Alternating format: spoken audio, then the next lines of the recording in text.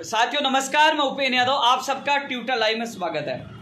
साथियों अभी जो लाइव का उद्देश्य मेरा यही था। अभी पुलिस प्रशासन से यानी कि डिप्टी हरेंद्र जी महावर जी का फ़ोन आया, महावर जी का, और उन्होंने कहा कि कल कोई प्रोग्राम है, आप 1 बजे प्रोग्राम कर लीजिए। तो साथियों सभी तमाम साथियों से मेरा निवेदन है कि कल सुबह 10 बजे के बजाय आप 1 बजे पहुँचे, क्योंकि पुलिस प्रशासन ने हमें 1 बजे की अनुमति दी है।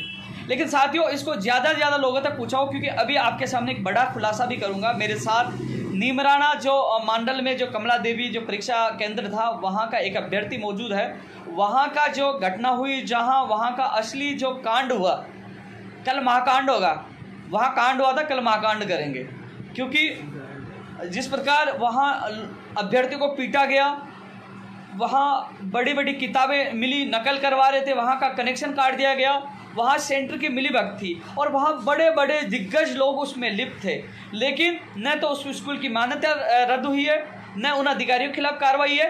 कार्रवाई पता है किसके खिलाफ हुई है? उन 6 गरीब बेरोजगारों के ऊपर कार्रवाई है, जिनको ऊपर सरकारी कामकाज में बाधा पहुँचाने का यानी कि राज कार्य में बाधा पहुँचाने का मुकदमा दर्ज किया गया है और उनको जेल में अभी भी डाल रखा है। उन 6 अभ्यर्थियों को अभी भी जेल से बाहर नहीं छोड़ा है।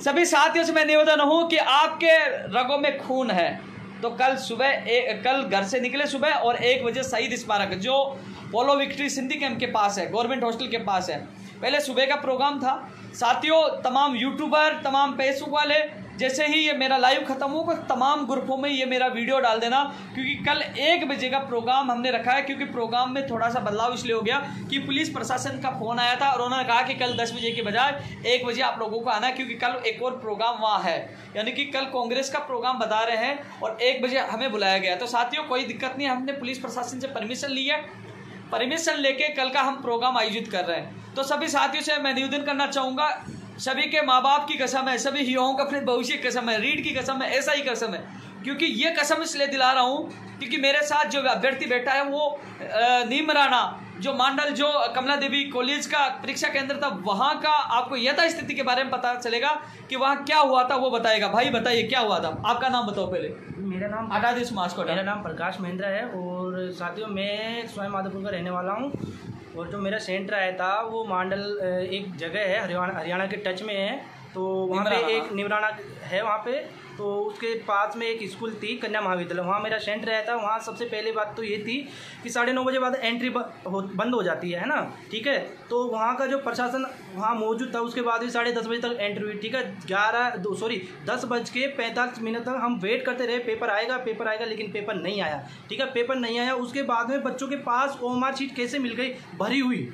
बच्चों के पास बच्चों ने क्या किया था, 2 या 3 ओएमआर शीट आधी भर दी थी उनके पास। जब पेपर ही नहीं आया था तो ओएमआर शीट कहाँ से भर दी गई थी? दूसरी बात ये थी कि कम से कम जंगल में 3 किलोमीटर कोई गांव नहीं था, जंगल था वहाँ पे, ठीक है। 3 किलोमीटर तक कोई भी गांव नहीं था, वहाँ जंगल था जहाँ सेंटर दिया गया था। और वहाँ पे दूसरी बात ये थी कि पूरा जो कॉलेज, इतना बड़ा कॉलेज था, वहाँ पे लाइट का कनेक्शन काट दिया था ताकि कैमरे में सारी चीज़ रिकॉर्ड है, कौन आ रहा है, क्या टाइमिंग है, इससे इसको आगे की किसी को भनक नहीं लगे, ठीक है। तो वहाँ पे इतनी बड़ी मिली भगत थी कि वहाँ का प्रशासन जो भी बच्चा बोल रहा था उसको दबा रहा था, उसको पकड़ रहा था और उनके खिलाफ धाराएं लगा रहा था। मेरे साथ में 6 बच्चे थे, हमारे साथ में प्रशासन हमको ज़बरदस्ती पकड़ के ले जा रहा था, गाड़ी में ठूंस रहा था, ठीक है। और इतनी भयंकर मिली भगत थी कि और मैंने मेरे हाथों से जिस रूम में मेरा सेंटर था उसके जस्ट बगल में सीआई साहब थे वहाँ के, ठीक है। मैं उनका नाम नहीं जानता,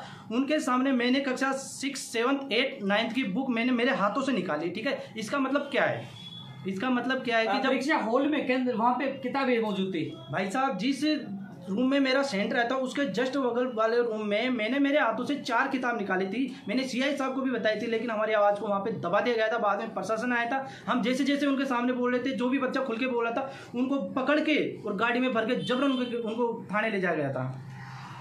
साथियों ये वहाँ मौजूद परीक्षार्थी है और ये वहाँ परीक्षा देने गया था। इन्होंने कहा कि पास के बगल के रूम में किताब निकाली। सबसे बड़ा सवाल, जब 10:30 बजे तक पेपर नहीं आया तो जिन अभ्यर्थियों के पास ओएमआर शीट चली गई थी उनकी आधी ओएमआर शीट कैसे भरी इसमें पूरी मिलीभगत थी, कैमरों का कनेक्शन काट दिया गया। तो साथियों इसी चीज़ को उजागर करने करने के लिए, पारदर्शिता स्थापित करने के लिए, उसकी मान्यता रद्द करवाने के लिए। और साथियों, अपने दिल पर हाथ रखिए, क्या वो उनकी गलती है जिन्होंने यह बेरोजगारों की आवाज़ उठाई, उन्होंने फर्जीवाड़े के खिलाफ आवाज़ उठाई, उन्होंने विरोध किया कि पेपर दे दीजिए, उन 6 लोगों को जेल में डाल दिया। साथियों, मुझे तो ऐसे लगने लग गया कि कल मुझे जेल में डाल दिया जाए, कल मुझे किसी अनैतिक कार्य में फंसा दिया जाए, क्योंकि मैं लगातार संघर्ष कर रहा हूँ, आंदोलन कर रहा हूँ। कहीं ना कहीं मुझे लगा कि ये सरकारों के लिए उपेंद्र यादव खतरा हो रहा है, कल मुझे किसी गांजे में, हथियार में, किसी चीज़ में फंसा के मुझे जेल में डाल दिया जाए या वैसे धरने प्रदर्शन के अंदर डाल दिया जाए। तो मुझे नहीं लगता है जिस प्रकार आज 6 लोगों के लिए आप चुप रहो कि मेरे लिए भी तुम बोलोगे। यार, वो 6 लोग भी केवल आप लोगों की आवाज़ उठा रहे थे, क्योंकि वो गफलत, धांधलियाँ, फर्जीवाड़े, उन सब की आवाज़ उठा रहे थे। आज वो लोग जेल में क्यों है? क्या वो बाहर नहीं होने चाहिए? वो बाहर होने चाहिए। सख्त कानून नहीं बनना चाहिए। और जो 8:30 बजे जो पेपर आ गया था, 8:30 बजे पेपर आ गया था, तो गंगापुर सिटी सवाई माधोपुर में, क्या उसका जवाब हमें नहीं चाहिए? ऐसा ही भर्ती में जो बीकानेर से पाली में जो पेपर आया, 12 लोग गिरफ्तार हो गए और उस मामले को दबा दिया कि वो पेपर कहाँ गया था, ओमार सीट बाहर आ गई, वीडियो बाहर आ गया। तो सभी साथियों से मेरा निवेदन है कि कल 1 बजे शहीद स्मारक आप लोगों के लिए, आप लोगों को अपने भविष्य के लिए आना है। रीट एसआई वालों को नहीं है, जो और भी भर्तियाँ, जो पटवारी हो, जो आने वाली भर्तियाँ हो, कंप्यूटर भर्ती हो, भैया टेक्निकल हेल्पर भर्ती हो, तुम्हारी सारी भर्तियों का मामला भैया, सभी भर्ती का अभ्यर्थियों को आना होगा।